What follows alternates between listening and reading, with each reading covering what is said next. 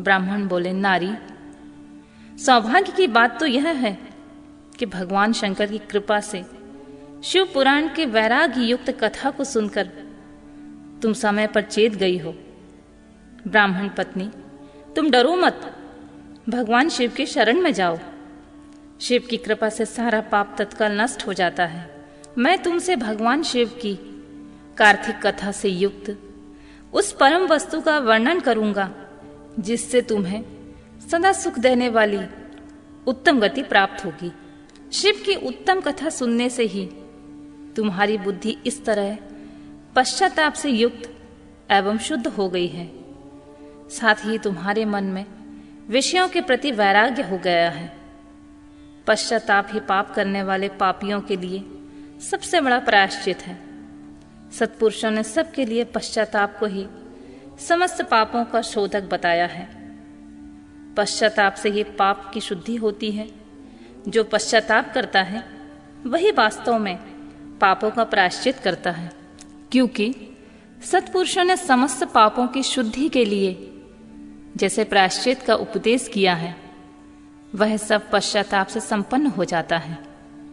जो पुरुष विधि पूर्वक प्रायश्चित करके निर्भय हो जाता है, वह अपने कुकर्म के लिए पश्चाताप नहीं करता है। उसे प्रायः उत्तम गति नहीं प्राप्त होती है, परंतु जिसे अपने कुकृत्य पर हार्दिक पश्चाताप होता है, वह अवश्य उत्तम गति का भागी होता है। इसमें संशय नहीं है। इस शिव पुराण की कथा सुनने से जैसी चित्त शुद्धि होती है, वैसी दूसरे उपायों से नहीं होती है। जैसे दर्पण साफ करने पर निर्मल हो जाता है, उसी प्रकार इस शिव पुराण की कथा से चित्त अत्यंत शुद्ध हो जाता है। इसमें संशय नहीं है। मनुष्य के शुद्ध चित्त में जगदम्बा पार्वती सहित भगवान शिव विराजमान रहते हैं। इससे वह विशुद्धात्मा पुरुष श्री साम्य सदाशिव को प्राप्त कर लेता है। इस उत्तम कथा का श्रवण समस्त मनुष्य के लिए कल्याण का बीज है। अतः यथोचित मार्ग में इसकी आराधना अर्थात सेवा करनी चाहिए। यह भव बंधन रूपी रोग का नाश करने वाली है। भगवान शिव की कथा को सुनकर फिर अपने हृदय में उसका मनन करते हुए निंध्या आसन करना चाहिए। इससे पूर्णतः चित्त शुद्धि हो जाती है। चित्त शुद्धि होने से महेश्वर की भक्ति अपने दोनों पुत्रों के साथ निश्चित ही प्रकट होती है। तत्पश्चात महेश्वर के अनुग्रह से दिव्य मुक्ति प्राप्त होती है। इसमें संशय नहीं है। जो मुक्ति से वंचित है उसे पशु समझना चाहिए, क्योंकि उसका चित्त माया के बंधन से आसक्त है। वह निश्चित ही संसार बंधन से मुक्त नहीं हो पाता। ब्राह्मण पत्नी, इसलिए तुम इन विषयों से मन हटा लो और भक्ति भाव से भगवान शंकर की इस परम पावन कथा को सुनो। परमात्मा शंकर की इस कथा को सुनने से तुम्हारे चित्त की शुद्धि होगी। इससे तुम्हें मोक्ष की प्राप्ति भी हो जाएगी। जो निर्मल चित्त से भगवान शिव के चरणार बिंदों का चिंतन करता है, उसकी एक ही जन्म में मुक्ति हो जाती है।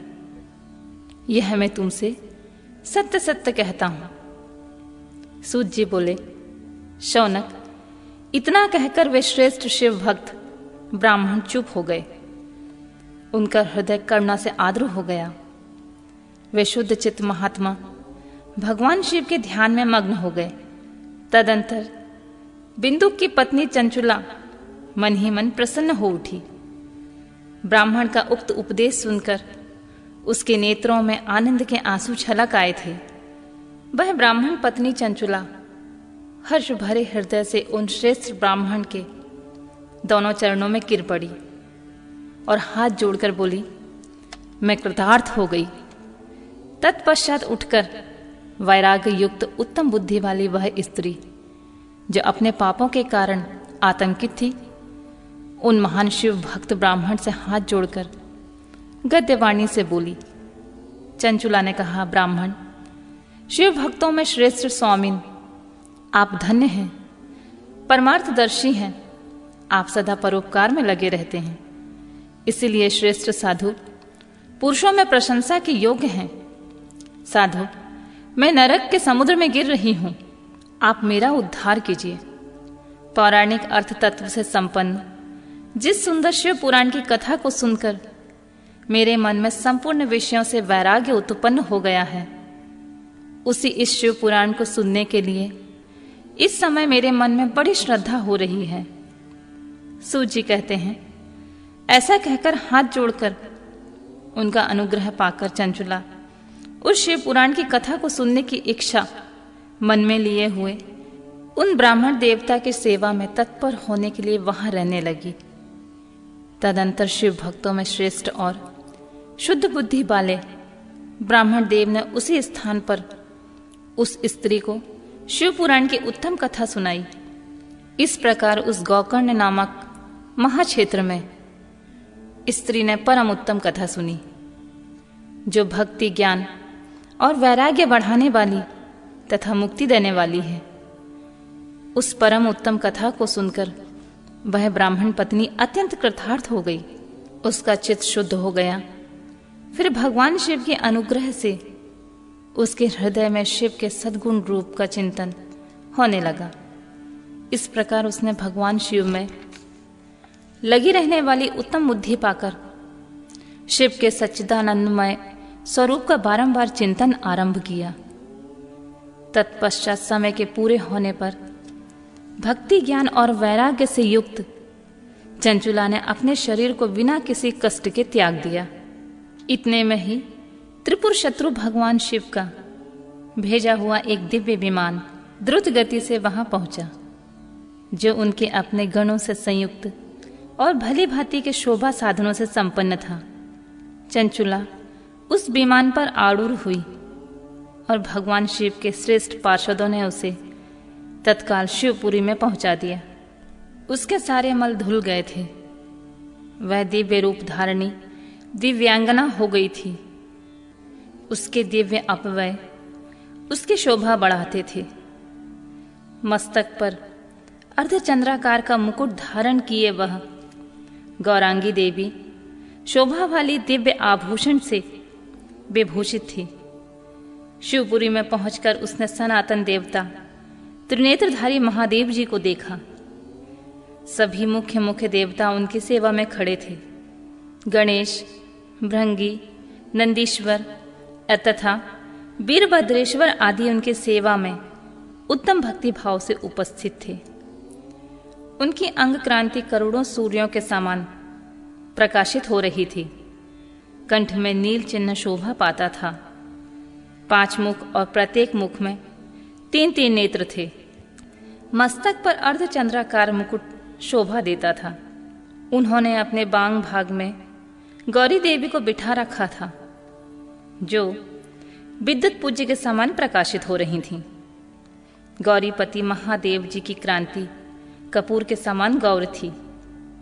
उनका सारा शरीर श्वेत भस्म से भ्राषित था। शरीर पर श्वेत वस्त्र शोभा पा रहे थे। इस प्रकार परम उज्ज्वल भगवान शंकर का दर्शन करके वह ब्रह्म पत्नी चंचुला बहुत प्रसन्न हुई। अत्यंत प्रीति युक्त होकर उसने बड़ी उतावली के साथ भगवान को बारंबार प्रणाम किया। फिर हाथ जोड़कर बड़े प्रेम, आदर और आनंद संतोष से युक्त होकर विनीत भाव से खड़ी हो गई। उसके नेत्रों में आनंद अश्रुओं की अविरल धारा बहने लगी तथा संपूर्ण शरीर में रोमांच हो गया। उसी समय भगवती पार्वती और भगवान शंकर ने उसे बड़ी करुणा के साथ अपने पास बुलाया और सौम्य दृष्टि उसके ऊपर डाली। पार्वती जी ने दिव्य रूप धारणी बिंदु प्रिया चंचुला को प्रेम पूर्वक अपनी सखी बना लिया। वह उस परमानंदन ज्योति स्वरूप सनातन धाम में अविचल निवास पाकर दिव्य सौम्य से संपन्न हो अक्षय सुख का अनुभव करने लगी।